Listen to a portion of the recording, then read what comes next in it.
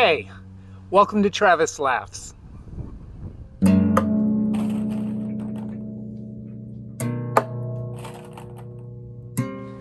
Thank you for being here. We're going to try something a little different this week. I want to play a song for you. Last weekend, I was downtown and there was people running around in groups of 3, 4, 5, 6. They'd look at their phone, chatter excitedly, and then go running off laughing down the street together. And after this had happened several times, I wanted to stop one of these groups and say, hey, of all of the things that my son patiently tries to explain to me about how the world works now, which I completely failed to understand, which one of those is this thing that you're doing?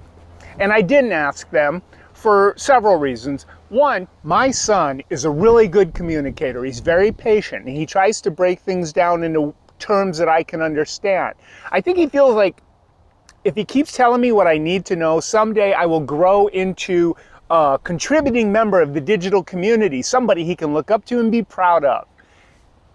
If he can't help me understand, what are the chances that a preoccupied stranger is going to have any success? Also, I'm acutely mindful of the optics of a man my age bounding up to a group of perspiring, giggling teenagers and saying, "What are you guys doing? Can I play?" It's not that I was concerned that they might pepper spray me, it's just that I try in life to avoid the number of times I make people consider pepper spraying me as one of the possible options available to them. The last and most relevant reason why I didn't ask anybody is because I spotted an opportunity to practice and therefore strengthen a skill set that I have that has allowed me much happiness in life that I wouldn't otherwise have had without the skill set. And that is my ability to just be okay with not knowing something. And that's what this song that I want to play for you is actually about.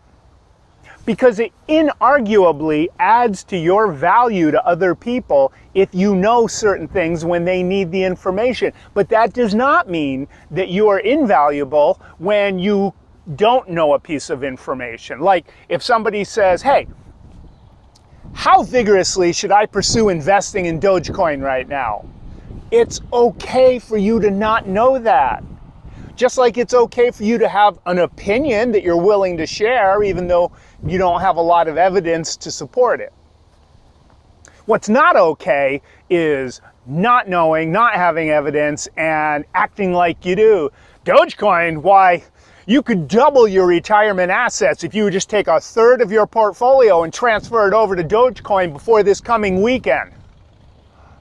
Don't do that. That makes you a liar, and that's not good. Is there life after death? It's fine not to know the answer to that question, just like it's fine to have an opinion that you share with other people without having sufficient evidence to support it. What's not okay, of course, is to tell other people authoritatively, yes, there certainly is, and if you come to the Magic Building with me on Sunday and you slap a thick wad of hard-earned dollars into the pastor plate, we'll tell you all about it, including what not to do in this life so that you can have a good experience then, and how the divine ouchie scarecrow made all of it possible. Don't do that. That would make you a charlatan and a con man. Those aren't good things to be. Besides, and this is probably not true, but the way I was raised, it was always considered a sin to pastor plate. Another one. Can a woman really have an orgasm, or is that a conspiracy that the leftists invented and propagated to undermine the confidence of the real men of America and make them feel unsure of themselves while they're trying to make America great again? It's okay to not know the answer to these questions, although it might be nice with that one if you were to get a library card or do a guided Google search until you broaden your knowledge a little bit. You know, no rush, anytime, just, you know, before your next time you talk to a girl, or preferably before you leave the house unsupervised ever again. And that one's a joke, but the last one is actually a true story, and I have embellished this in no way whatsoever. When I lived in Bush, Alaska, I was clearing some land I owned, and out of my peripheral vision, I saw motion, and I looked up, and on the tree line, partially obscured by brush and bushes there, I saw what appeared to be a fox. in size and shape, except for that it had tufts of white fur hanging off of it in some pattern. And as I watched, this thing rocked back and came up on its hind legs and started walking in this weird, awkward walk like it was mimicking a human being. And it took several steps before it went out of my view. That really is what I believe I saw. I don't know what it was, and I am okay with not knowing. Can you imagine how crazy it would drive me to have that memory if I had to know what it was? So that's what this song is about. But first, a last thing real quick. Can we as a nation, perhaps even as a species, stop worshiping the concept that I should be doing more? It's really hard to be a person. And we've got this thing deeply ingrained where, oh, I should be doing more, I should be getting more done, I should be making more happen. Look, do you remember the movie Schindler's List? Oskar Schindler saved 1,200 people who would have almost certainly been killed without his very clever intervention. Do you remember the end of that movie?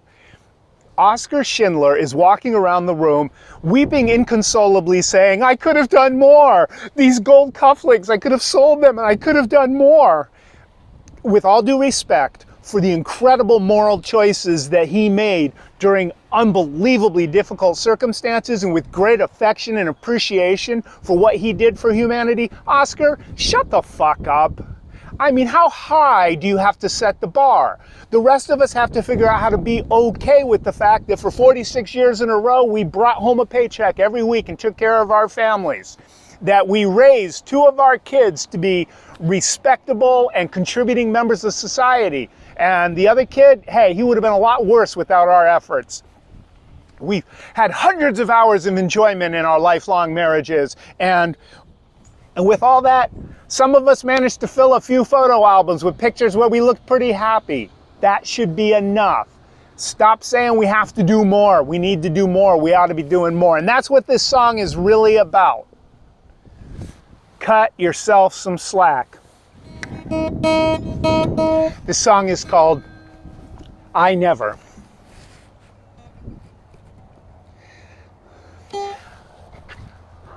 I always wanted to play a song for you, but I never learned how to play guitar.